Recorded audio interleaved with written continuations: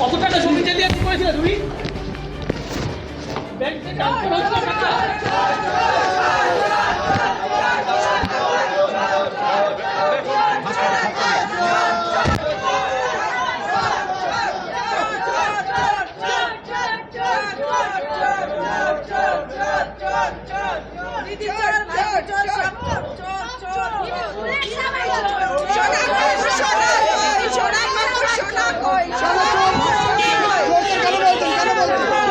আজকে সোনা পাপ্পু আমাদের সোনার বাংলাটাই চুরি করে ফেলেছে।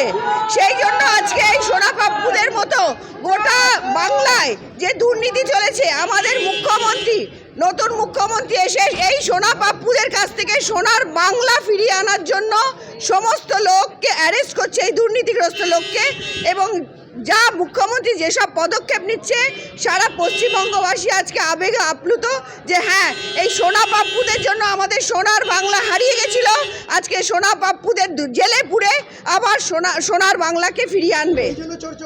একদমই চোরকে চোর বলবো, এই তৃণমূলের সবাই চোর। কাকে বলবো? ভাইপো চোর, পিসি চোর, তৃণমূলের সবাই চোর। আস্তে আস্তে ধরা পড়বে।